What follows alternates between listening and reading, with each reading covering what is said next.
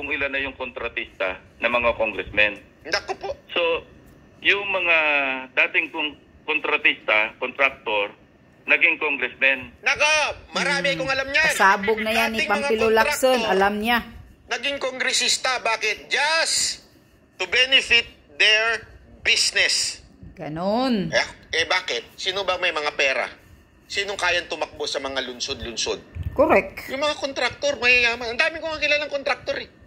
Alam niyo ho ba ngayon kung sino yung mga mayayaman? Yung mga kontraktor. Sila ho ang mayayaman ngayon. Makakala ninyo yung mga networker. Siyempre, Hindi. mga dikit yan sa mga... Nagre-renta lang ng sports car yan. Mga kawatang congressman eh. Mayayaman dyan yung mga kontraktor. Pansinin ninyo, bakit ang yayaman ng mga kongresista? Paano nakaka-provide ng mga mamahaling mga sasakyan? Kontraktor. At yung mga congressmen, naging kontratista. Ayun, baligtad. Nagkabaligtaran na. Sabi ko sa inyo, dalawa na lang eh. From 67, dalawa na lang eh.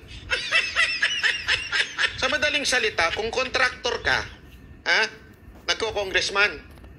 Kung ikaw naman congressman, nagiging kontraktor ka. Talagang grabe yun, no? Kaya tama talaga si Pangulong Duterte. Di ba? Most rotten institution in the Philippines. Yeah, ang Itong Congress. Yes, the most pinakabaho Kaya dumami ng dumami yung mga na institution sa Congress. Sa Senado, wala ako narinig pa na contractor na senador. Nako? So pagka ganun, kita mo na agad yung conflict of interest. So talagang mamamanggil talaga yung budget natin, national budget. Ang nawawalan dito, yung mga kababayan natin at saka yung buong bansa kasi naiwanan tayo sa development. Nako po? Lumobo ng utang, pero walang pinupuntahan yung utang. Nako Kasi po? sa simpleng negosyo, sa halimbawa, sari-sari store, di ba? Gawin na nating napaka-simple yung usapan. Huwag na natin involve yung mga bangko, mga lending institution. Ang isang analogy dito na napaka-simple, magtatayo ako ng sari-sari store, Tapos? uutang ako sa tinatawag na paluwagan. Nako? Gagamitin ko puhunan. Nako? Pero kaya ka mangungutang, gagamitin mo sa investment para pagka tumubo ka na, kumita ka na, babayaran mo yung utang mo, meron kang extra pera, sariling kayod mo na yon, sariling kita mo na. Ang Pilipinas, di ba nung araw magkano lang yung utang natin? Kaya nga nagkaroon ng yung sa automatic appropriations, wala dati yan eh. Pero yung panahon ni dating Pangulong Marcos Sr., nagpasa ng batas doon, I think, 30 years ago, no? Na kasi nagsimulan na tayo mangutang para sa infrastructure project. At nakita naman natin, nagkaroon tayo ng NLEX, SLEX, yung Maharlika Highway. Medyo talaga naman merong nakitang infrastructure project para sa development, pero galing sa utang yon. Ngayon, dahil ang debt servicing natin, automatic, dapat bayaran. Kung hindi, mamalasin tayo sa international community. Wala namang papautang. So, nagpasa ng batas yung tinatawag na automatic appropriations law. Pero ang intention lang nung araw para sa debt servicing. Again, in the course of time, nadagdagan na yung mga provision, yung mga items sa ilalim ng automatic appropriations. Pumasok na yung IRA, at kung ano pa mga items, automatic appropriation, hindi na pwedeng galawin yon kasi automatically appropriated na yon sa budget. Isa yan sa bahagi ng ng ating budget. Again, no? Yung isa, yung regular budget o yung program appropriation. Ito na yung laging na-insertan o kaya nare-realign. At ang isa, yung tinatawag na unprogrammed appropriations. Ibig sabihin, yung unprogrammed naman, ito yung, alam mo rin ito, Ted, na pwede lang ponduhan yung unprogrammed appropriation kapag may sertifikasyon ang National Treasurer na merong available na pera sa National Treasury, excess, ano? Or merong accompanying revenue measure. Ibig sabihin, magpapasa ng batas para doon sa unprogrammed appropriation, sa item under unprogrammed appropriation. May source ng funding na, kumbaga. Yes, yung source. So, pero ang naging nakita rin natin na pati yung unprogrammed, dinagdagan nila, di ba? Kaya nagkaroon din ng controversy itong budget natin. From 281 billion, naging 731, nadagdagan ng 450 billion. Grabe, no? Umuutang ang Pilipinas laking para dagdag, may maibulsa. Tama, para maibulsa na. Nakakalungkot. Lumubo utang natin. Sino magbabayad niyan? Taong bayan. Taong bayan po magbabayad niyan. Hindi po yung mga kongresista. Hindi, ibinulsa nila. Yun. Ito nga yung question ko, maski nasa labas ako ng Senado, na i-raise ko lang yung issue. Teka muna, napakaliwanag doon sa ating Constitution na yung Congress may only increase, may only decrease, ano? Pwedeng bawasan yung budget, yung National Expenditure Program, pero hindi pwedeng dagdagan. May not increase yung National Expenditure Program o yung tinatawag na President's Budget. Ito nga yung sinabi ko kanina na sinusumiti ng Pangulo within 30 days after SONA, yung first SONA ng bagong Pangulo, o after every SONA for that matter. So, wala rin nangyari doon kasi napirmahan na rin ng Pangulo. Wala. Yun lang. Yun lang. Ang linaw. Hindi pwedeng dagdagan, pwedeng bawasan. Yun lang ang pwedeng gawin ng House. Eh ngayon, nadagdagan na. Ang problema, ito. Napirmahan na. Pirma lang kasi ang bangag. Bangag na Bongbong Marcos, hindi nagbabasa. Nalusutan na nga tayo. Basta bangag, ganun yan. Pa tayo.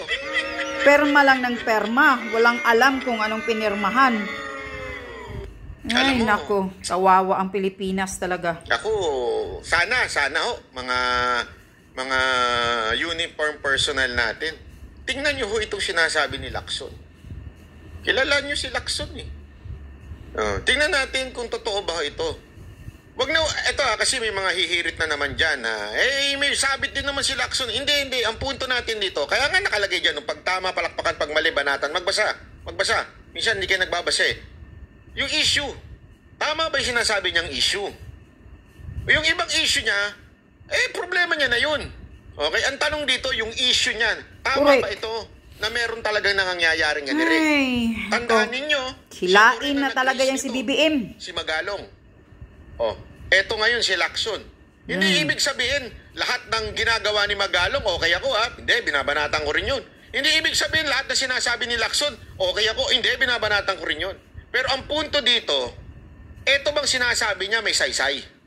Tama ko ba yung sinasabi niya? May katunayan ho ba yan? Kaya nga ho, ganito mga sundalo natin at mga kapulisan natin.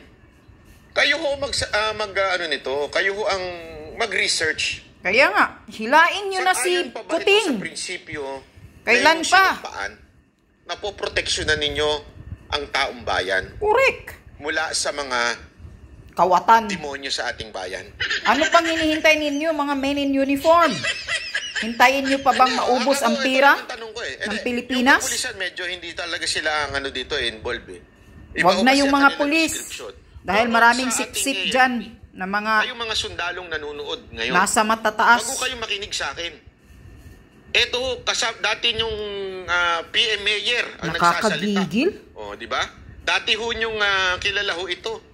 Kung sa tingin ninyo, may konting katotohanan ng kanya sinasabi. Hindi ko sinasabing gumawa kayo ng hakbang na mali. Ano yun ninyo? Siyasatin ninyo. Magtanong kayo sa mga kilala ninyong mga opisyal. Magtanong kayo sa mga kilala ninyong politiko. Sigurado ako may kilala kayo one way or another. Magtanong kayo sa mga senador na kakilala ninyo. Umaksyon na kayo. Ba, Diyos na ko. ganito talaga, winawalang niya ng budget. Winawalang hiya ng Pilipinas. Pagwawalang niya sa budget ng bayan. Correct. Mantakin mo uutang para may maibulsa sila. Sino magbabayad? Ikaw at ako. Tama. Tayong lahat ng mga Pilipino magbabayad. Pati pa mga anak-anakan ninyo magbabayad na. Pati yung anak nyo may utang na ngayon dahil sa ginagawa ng mga kongresista natin. Mga kawatan ng mga congressman. Ikaw tambaluslos. Grabe ka.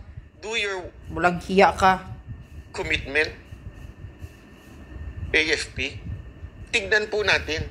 Again wala po ako sinasabing dapat kayong magrebelde. Hindi yun ang sinasabi ko. Pwede na yun. Silipin nyo lang. Mag-revolution. Tanong kayo sa mga kasamahan ninyo. Grabe na itong panluloko. Kung totoo ba ito? Panggagagos sa taong bayan. At kayo mismo, pwede nyo nga lapitan si Lacson eh. Kaya nga, Tanungin siya. imbestiga kayo. Talaga tayo winawalang yan itong House of Representatives. Kaya no wonder kaya nila magbayad ng mga vlogger eh. Ayan, daming mga bayaran ng mga vlogger. Mga animal.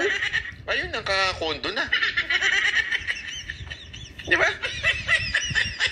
Grabe na to eh. May Parang may nag-question Meron yata po. sa Korte Meron po. Suprema. Oo. May dumulog sa Sana Supreme Court. ma-resolve yung issue na yun. Otherwise, sa susunod, ano yung idadagdag naman? Baka yung appropriation. Kasi sabi nila, hindi. Sabi rin ng DBM, kasi DBM nakisama na rin. Oo, pati Sabi, DBM. Hindi unconstitutional yan. Kasi ang program naman yan, standby lang yan eh. Opo. Hindi naman sinabi ng Constitution na yung program appropriations lang hindi pwedeng dagdagan. Ang sinabi yung budget mismo, yung national expense. Yun kasi ang argument ng DBM at saka ng unprogram naman yan. So hindi naman illegal yan na magdagdag. Nililinaw ni Lacson dito, hindi naman dinefine ng ating batas whether it's the unprogram or the program ang pwedeng dagdagan o bawasan. Ang sinabi ng batas, yung budget, hindi pwedeng dagdagan. Yun. Nature program, ang hindi pwedeng dagdagan o i-increase ng Kongreso, kundi pwede lang bawasan. Bahagi yun ng national budget ng NEP eh. Opo. Yung unprogrammed eh. So wala, nag-evolve na, sumama na saan tayo pupulutin ito at the end of the day. Opo. Sir, Napabugtongin nga siya. Saan tayo pupulutin? Yan, mismo si Lacson alam na ang nangyayari. Gusto ko itong si Ted. Di ko alam hindi dahil sa kanyang political stand. Gusto ko siya pagdating sa magbusisi ng mga panoorin niyo siya. Ako, honestly may mga political stand siya na hindi kami pareho, hindi ko Pero pagdating ko sa pagtatanong, napaka-detalyado yung kanyang tanong. At saka talagang nailalabas yung dapat ilabas.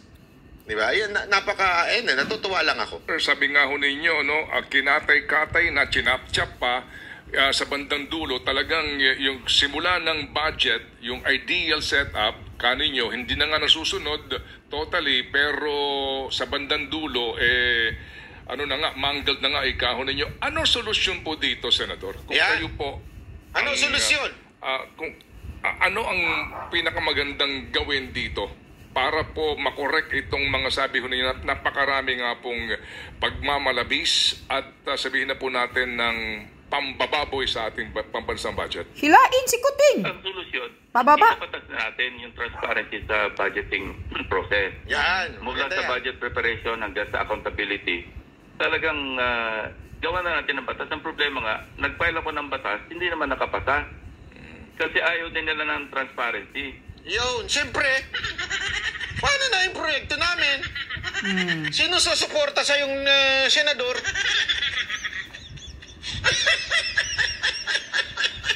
Kasi mawawala ng hanap buhay pagka walang transparency. Kasi Walang hanap buhay. Wow.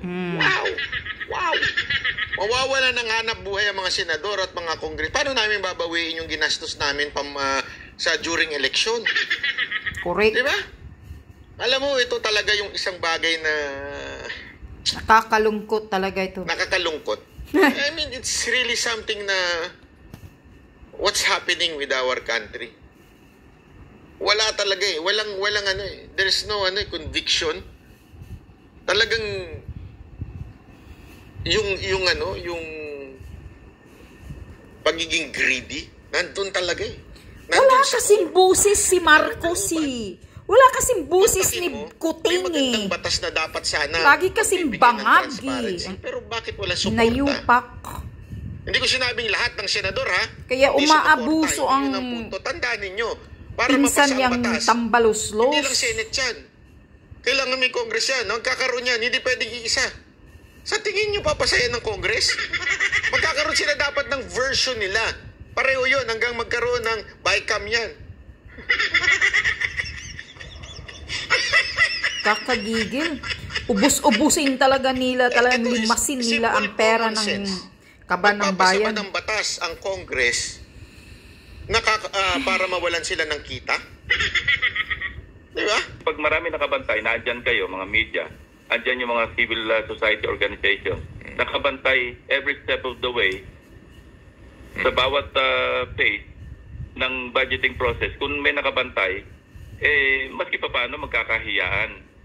Bakit nga ba pagkalihim-lihim ng bicameral conference at sinasara yung pinto at bawal yung media, pagkatapos ng mga formalities, mga niceties, bawal na yung media, labas kayo, pati yung mga ibang staff yan, labas kayo, kami lang mag-uusap dito. Grabe, no? Talagang tarantaduhan Labas! Pati media, palalabasin na, bawal na ha. Doktorin Tingnan na nyo. namin. Labas kayong lahat. Media, pati staff. Kami-kami na lang ang magkakasundo dito. Bahala kayo sa buhay nyo. Kami-kami na lang magbulsahan. Doon pa lang makikita mong winawalang niya talaga ang taong bayan eh. Pera correct. natin man pinag-uusapan, ipinilabas yung mga representante natin supposedly. Yung fourth estate, di ba? Ika nga, media. Oh. Sana nga, dapat Grabe na pati to social eh. Kaya media, nga eh. ipasok dyan eh. Para talagang Actually, ang dapat dyan, naka-live. Naka-live. Di ba? Correct. Budget Transparent. deliberation, naka-live. O, live. Pero hindi. Hindi. Closed door Ang sila hirap eh. buhay, Eric. Palalabasin pang mga Ganun eh. media. Labas kayong lahat dyan. Kami nang bahala dito. Grabe kagahaman ka patay mga tayo dyan. buaya. So panukala po to make the budget process transparent all the way sa simula hanggang sa ito po ay mai-enroll papunta po ng Malacanang. That is your proposal. Gawin natin batas para talagang batas. At mayroong kaukulang parusa o kaya kung anong sanction man na meron para talaga matupad yung batas, maipatupad yung batas na yan. Opo. Ito ho bang ganito pong batason ay inyo pong isinulong? Totally po, meron ba sa inyo sumuporta ho dito during your term? Meron din naman pero hindi nakapasa eh. Hindi nga umabot. Parang tatanda ko, hindi umabot. Ang natatanda ko lang yung SP number eh, 2219 nung ito yung noong 2019. Walang sumuporta sa batas na sinulong ni Lacson. Nag-file na rin ako ng ganitong batas na kung saan. Katulong ko nga rito dati yung dating Secretary of Education, si Professor Sabi ni Malvin, Banat ba, may bagong trending si Atty. Libayan expose kay Rapid Tulfo. Anong pakialam ko dyan ngayon? Hindi ko gets, bakit mo kailangang ipasok? Ang pinag-uusapan natin dito, ito eh. Ba't ba ipapasok? I mean, kasi alam mo pinag-uusapan niyo, ba't di daw ako nagko-comment sa mga babae ni Tulfo? Anong pakialam ko? Inggit ba ako doon? Hindi, I don't, alam mo, gusto ko nga sabihan yung mga yung mga nag-aantay Tulfo, huwag niyong dalihin sa babae. Ginawa na yan kay Duterte, naalala niyo? Ginawa na yan kay Duterte, yung babae. Gusto niyong dalihin yung tao, tuturuan ko kayo, ha? Yung trabaho niyan, titirahin ninyo, huwag yung babae. Ang layo naman nun eh. At ang Pilipino, walang pakialam kung babaero ang kanilang mga politiko. As long na di kawatan. Gets nyo? Yun. Turuan ko kayo, ha? Ako nga, ang tawag ko na kay VP Sara Duterte, Pangulong Sara Duterte. Sasabihin nyo na naman, Tulfo ko. Mali kasi kayo wala kayong utak. Kasi si Libaya walang utak yan eh. Titira siya tungkol sa babae. May babae siya, may pamilya siya. Anong pakialam ng mga Pilipinong natulungan ni Tulfo tungkol sa babae? Sige nga ho. Ang sasabihin lang ng mga Pilipino, anong pakialam namin sa babae? Ang importante sa... Okay, dyan lang. Anyway, ayan, nakikita nyo na. Mismo si Pampilo Lacson, alam na alam niya ang nangyayari ngayon sa anong mga korupsyon dyan sa Congress, sa mga ginagawa nila. Imagine, dinagdagan, na bawal pala sa batas magdagdag, pwedeng bawasan, bawal magdagdag. Pero, yun ang problema. Dahil yung presidente nating bangag, perma ng perma lang, hindi binabasa. So, wala tayong magagawa. Dahil pag napipermahan na ni Kuting, paano? Di marilis ng DBM yan. Kaya ganito na lang, mga taong bayan. Hihintayin natin ang mangyayari talaga. Hihintayin natin kung may pagkakataon na matatapos man ni BBM itong term niya na 6 years. Pagkatapos nila ng term niya, dito nyo na kung sino man yung matitino, babanatan nyo na ng kaso para makulong yung mag-asawa pati yung Butod at si Tambaloslos. Kasi wala na silang immunity pag hindi na presidente. Ngayon, hindi nyo pa pwedeng makasuhan. Mga men in uniform, pakinggan nyo itong sinasabi ni Pampilo Lacson. Talagang binababoy na po ang Pilipinas, binababoy na ang kaban ng bayan.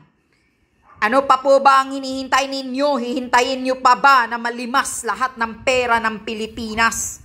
Na pati kayo, Pag magre-retiro kayo, wala na kayong makukubra na pera. Lahat na naibulsa na ng mga congressman. Yan ba ang hihintayin ninyo?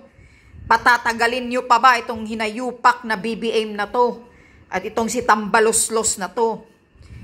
Talagang mga makakapal ang mukha, binababoy na talaga nila ang Pilipinas. Kawawang mga mahihirap. Gumagapang na nga ang mga tao sa mga mahal na mga bilihin, pero itong mga hinayupak sa Congress, busy sila kung paano makapagbulsa, makapagnakaw ng pira ng Pilipinas. Yan. Kaya wag nyo nang hintayin, hihilain nyo na itong si Koteng. Para matapos na ito, wala nang maayos na mapapatunguhan tong bansa natin. Yan ang totoo po. Napanood ko kanina yung statement ni Kibuloy. Kawawang-kawawa siya. Talagang ginigipit ng tudo si Kibuloy. Siguradong gagawin sa kanya tulad ng ginagawa kay Congressman Tibis. Iipitin, tataniman daw ng bomba at mga baril. Yun. May hustisya pa ba? May hustisya pa ba ang Pilipinas? Kundi talagang martial law at panggagago at panggigipit na. Daig pa'y Mexico ang Pilipinas. Lintek na bansa na to. Wala na tayong mapupuntahan. Wala na tayong mapagkatiwala ang gobyerno. Kundi puro mga sip-sip. Lintek na to.